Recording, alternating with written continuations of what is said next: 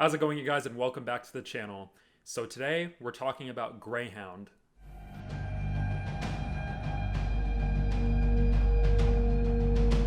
Greyhound, directed by Aaron Schneider, stars Tom Hanks, who also wrote the screenplay, in yet another war film. The story is set in the early stages of World War II during the Battle of the Atlantic.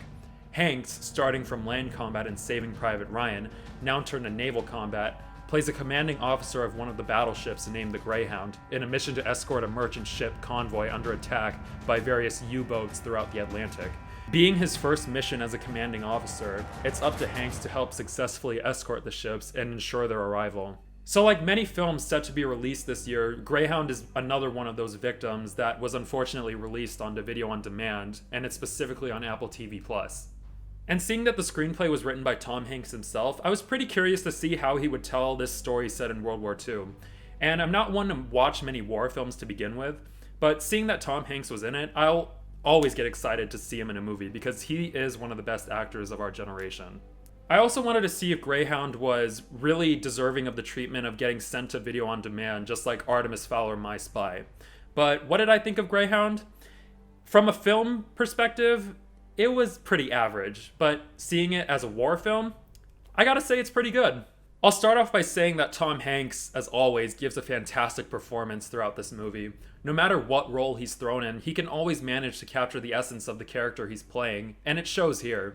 Seeing how he already played roles of captain in films such as Saving Private Ryan, which is also set in World War II, as well as Captain Phillips, it seemed like he was already familiarized with himself in playing the role of a commanding officer, and it really felt like he was set back in World War II.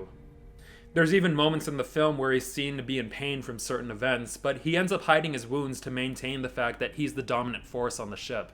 It helps to show that he's willing to go through hardship in order to complete the mission and survive. Now, like I stated before, viewing this movie as a war film, I thought it was pretty good, and I think it did a fantastic job in capturing the intensity of World War II. The whole film only takes place in one setting, aboard the Greyhound, out in the middle of the Atlantic Ocean. What you get to witness is basically non-stop naval action from start to finish, along with the soldiers on the ship doing their best to make strategic maneuvers and fight off their enemies.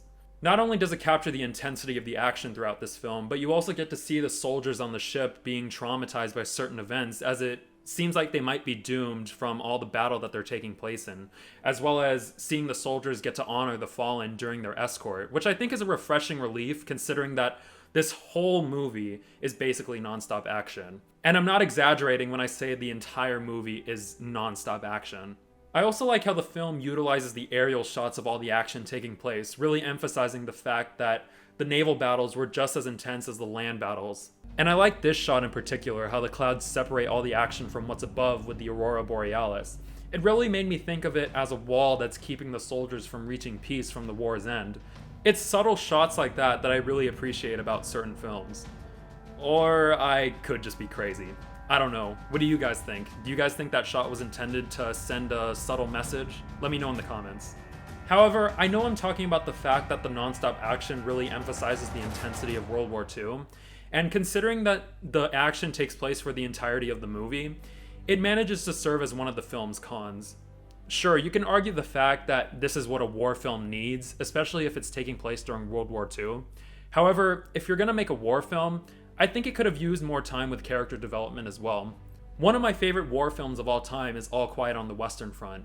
In that movie, you get to see obviously some intense action since it takes place in World War I, but you also get to see the soldiers going through the process of joining the army and having battles with the inhumanities of war. A film like that is able to utilize the 2-hour plus runtime by showing us some great character development, as well as showing us some intense action as well to keep us entertained. And I think that helps make All Quiet on the Western Front very timeless. It's definitely worth the watch if you haven't seen it yet, and it's a very old film, but I think you'd manage to find yourself enjoying it. But back to Greyhound. When the film begins, you see Tom Hanks meeting with his love interest right before he's sent off to be the Greyhound's commanding officer. We get to find out during this meetup that he wanted to propose to her, but we never get to see her again after this exchange.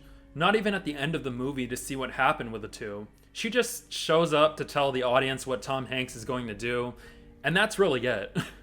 There's also moments throughout the movie where we see that Tom Hanks is a religious man as he continually prays, ensuring that he stays safe during his escort. So all we really get to know is that Hanks is a religious man and that he has a love interest, whose name I instantly forgot since she was only around for a few minutes. Seeing that the film only had a runtime of 90 minutes probably wasn't the best idea when it came to this. And it feels like the film could have benefited from adding 30 more minutes to seeing the character development of Hanks' character.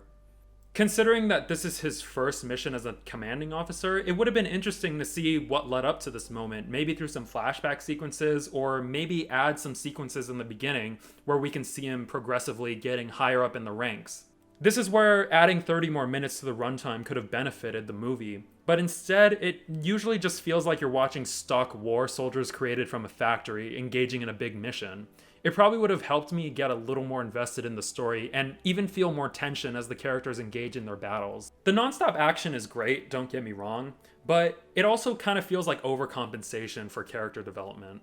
But probably the biggest thing that I can take away from Hanks' character is how many times he picks up that damn phone. White Center runner to 079, aye, sir.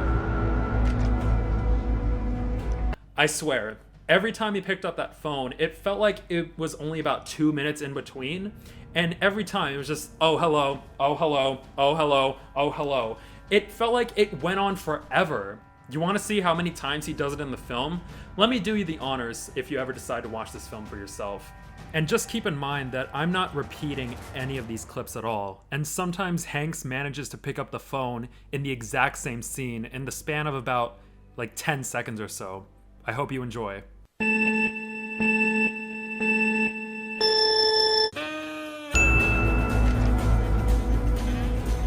Cover the right flank. Standard sweeps on both our bows. Sonar bridge. When we come about Escorts Greyhound.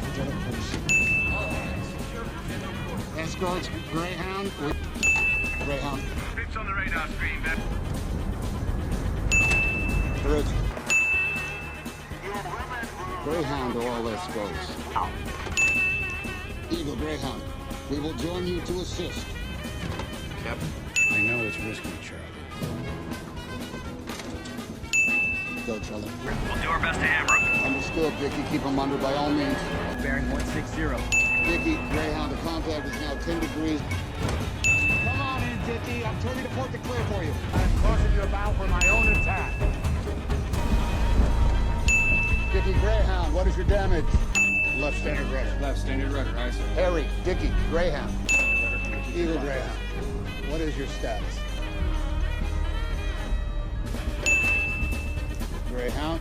Can always find you in the night to kill you. Escorts, Greyhound. All escorts, Greyhound. Diamond, Greyhound, do you hear me? Dickie, Harry, Greyhound.